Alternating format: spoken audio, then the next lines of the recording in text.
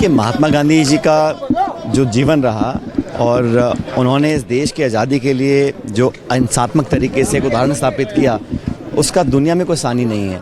और आज ज़रूरत इस बात की है कि गांधी जी के जीवन में गांधी जी ने जो विचार रखे, जो संघर्ष किया, उन वैल्यूज़ को, उन संस्कारों को हम नई पीढ़ी के संदर्भ में कैसे जोड़ सकते हैं।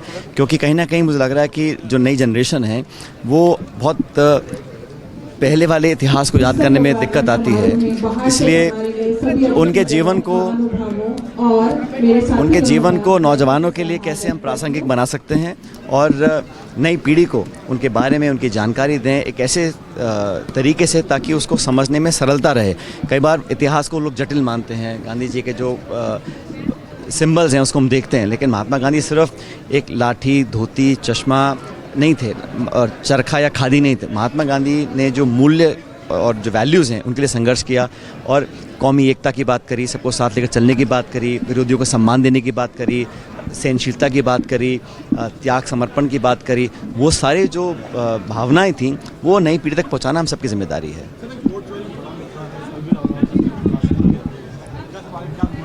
भाई, अब ये तो स्थापित हो चुका है कि प्रमाण के साथ राहुल गांधी जी ने जो आंकड़े प्रस्तुत किए हैं कर्नाटक के संदर्भ में और डेटा के साथ दिया है, उन सबूतों को, उन डॉक्यूमेंट्स को निर्वाचन आयोग झुठला नहीं रहा है और ना ही निर्वाचन आयोग ने कोई जांच बिठाई है। बेहतर ये होता कि निर्वाचन आयोग वोटर लिस्ट पार्टीज़ को दे और जो हम लोगों ने आंकड़े दिए हैं उस पर जांच बिठाए, अध्ययन करे, सही गलत क्या है, गलती किसकी है।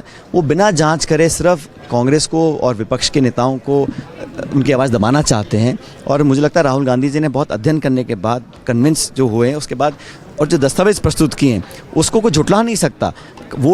वोटर लिस्ट से नाम जोड़े जा रहे हैं, काटे जा रहे हैं एक सिस्टमेटिक तरीके से, और वोटों की चोरी हो रही है। उसको रोकने में अगर इलेक्शन कमीशन नाकाम है तो उनकी जो पारदर्शिता है, उनकी जो काम करने का तरीका है, जो निष्पक्षता होनी चाहिए, वो शायद नहीं है। और इसकी ये मतलब है कि संवैधानिक संस्था जिसकी जिम्मेदारी है देश में निष्पक्ष चुनाव कराने की, अगर उसमें लोगों का विश्वास कम हो जाएगा तो बहुत बड़ा संकट पैदा होगा। तो बेहतर तो ये होगा कि ये दबाव में काम ना करें। और मुझे बड़ा आश्चर्यजनक बात लगती है जब हम सवाल पूछते हैं निर्वाचन आयोग से और जवाब देते हैं भाजपा के प्रवक्ता। ये सरकार और दल के संदर्भ में काम नहीं होना चाहिए। निर्वाचन आयोग एक ऐसी संस्था है जिसकी एक बहुत नैतिक और संवैधानिक रिस्पॉन्सिबिलिटी है कि एक एक वोट की गिनती हो, कोई वोट वंचित ना रह जाए। अब लाखों लोगों के वोट से आप नाम काट दें, मनमानी तरीके से आप जोड़ दें, एक मकान में 200-200 लोग, 250 लोग रह रहे हैं, जो जिंदा है उनको मरा दिखा दें और जो लोग नहीं हैं उनके नाम ऐड करें। तो इस प्रकार के जो वोट चोरी है इसको जनता बर्दाश्त नहीं करेगी। कांग्रेस पार्टी ने पूरे देश में अभियान चलाया हुआ है।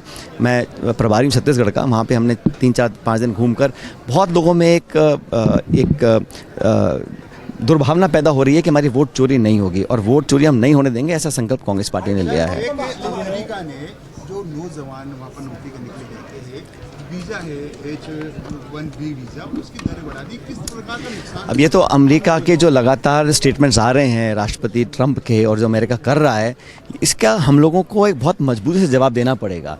कभी टैरिफ लगा रहे हैं, कभी H-1 वीज़ा लगभग समाप्ति हो जाएगा इस प्रकार चलता रहा तो, और सऊदी अरबिया और पाकिस्तान समझौता कर रहे हैं। तो कूटनीति में हमारी जो प्रखरता होनी चाहिए उसमें शायद हम कमज़ोर पड़ रहे हैं और जो हमारे आसपास के मुल्क हैं वहाँ से समर्थन कम मिल रहा है। तो भारत को बहुत देर हो गई है। जब टैरिफ का घोषणा की थी उस समय एक ऐसा राहत पैकेज जो medium and small scale industries को देना चाहिए था। करोड़ों ऐसे लोग हैं जो हैंडीक्राफ्ट और छोटे मोटे उद्योग में काम करते हैं, अब वो एक्सपोर्ट नहीं कर पाएंगे। तो हम लोगों को वैकल्पिक व्यवस्थाएं करनी पड़ेंगी कि अमेरिका के अलावा हम कहाँ एक्सपोर्ट कर सकते हैं। लेकिन जो रोज़गार का संकट पड़ेगा, महंगाई के साथ साथ पहले रिकॉर्ड तोड़ बेरोज़गारी है और जो लोग रोज़गार में आज शामिल हैं वो भी अगर बिना काम के रह जाएंगे तो बहुत बड़ा संकट होगा। उसमें बहुत को सरकार कर पा रही है, मुझे ऐसा लग नहीं रहा है। और सरकार की आर्थिक और विदेश नीति दोनों ही मैं समझता हूँ बहुत लचर और कमज़ोर हो गई हैं। इंडिया का जो रिस्पांस रहा बहुत कमज़ोर रहा।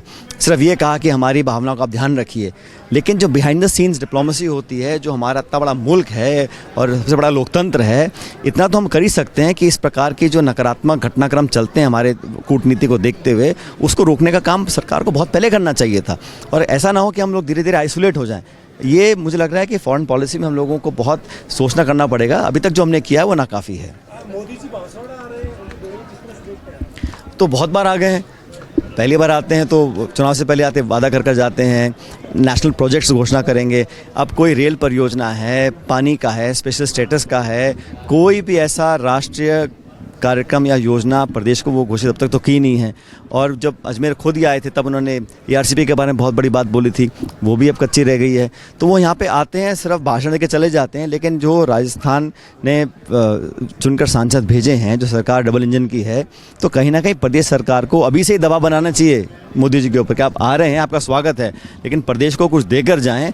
अभी 4 साल हैं लोकसभा चुनाव में, तो राजस्थान का जो हिस्सा है ना तो बजट में हमको मिलता, ना वित्त मंत्री के भाषण में जब बजट स्पीच होती है तो राजस्थान का नाम कहीं आता है। कोई विशेष पैकेज, कोई परियोजना, कोई संसाधन, कोई एलोकेशन, कोई बजट, कुछ तो यहाँ पे करना चाहिए। सिर्फ भाषण दे के फीता काट के चले जाएंगे, मैं समझता हूँ ना काफ़ी रहेगा। बहुत जल्दी वो राहुल जी ने खुद ही कहा है कि वो तथ्य प्रमाण इकट्ठा कर रहे हैं, क्योंकि देखो कोऑपरेशन नहीं मिल रहा है। इलेक्शन कमीशन ना तो हमको वोटर लिस्ट दे रहा है, और सबसे बड़ी खतरे की बात ये लगती है मेरे को कि निर्वाचन आयोग ने स्वतः निर्णय कर लिया कि जो पोलिंग बूथ्स में CCTV कैमरा है उसकी फुटेज को 45 दिन में नष्ट कर देंगे। कल को अगर मुझे चुनौती देनी है कोर्ट में, कोर्ट सबूत मांगेगा और निर्वाचन आयोग अगर सबूत को नष्ट कर देगा तो उनकी मंशा पे बहुत बड़ा सवाल उठता है ना। तो राहुल गांधी जी बहुत जल्द अपना प्रमाण और तथ्य लेकर सामने आएंगे, लेकिन अब तक जिन्होंने कहा है उसको निर्वाचन आयोग झुठला नहीं रहा और ना जांच गठित कर रहा है, वो चुपचाप शांति से बैठा है, और ये बहुत गलत बात है। देश में जो लोकतंत्र की जड़ें हैं वो कमज़ोर हो रही हैं। तनाव की स्थिति रही देर रात तक, पुलिस छावनी में तब्दील रहा और अभी भी हुई हालात, हालांकि अब शांति सब शांति में। कपासन का एक वीडियो वायरल हो रहा है, वहाँ के कपासन में आपने जन्मदिन मनाया, उसके बाद वहाँ के युवक ने पानी की वादा पूरा नहीं करने पर ये जो बर्बरता की गई है, जो हिंसक दंडित किया है अपनी मांग रखने के लिए, कोई नौजवान अगर मांग कर रहा है पानी की, बिजली की, इस प्रकार से उसकी बात ना सुनना एक बात है, लेकिन उस पर आक्रमण करना, उसको इतना इंजर किया है, इतनी पिटाई उसकी करी है, मैं समझता हूँ ये तो सरकार की असंवेदनशीलता की प्रतिकाष्ठा है। और उनको कोई फ़र्क नहीं पड़ता, विरोध करोगे तो ऐसे ही हम आपको लठ मारेंगे, पिटाई करेंगे, ये नीति सरकार ने अपना रखी है। अब लगभग 2 साल होने को आए हैं, सरकार ने 2 साल में कोई ऐसा काम नहीं किया जिसके बारे में कि हमने अपने वादे पूरे करे हैं, चाहे रोज़गार के बारे में हो, चाहे किसान के बारे में। अभी बाढ़ इतनी भयंकर आई थी राजस्थान में, बस गिरदावरी का ऑर्डर दे दिए हैं, कोई राहत पैकेज, कोई धनराशि लोगों को नहीं मिल पाई है, ना केंद्र सरकार ने दी है ना राज्य सरकार ने दी है।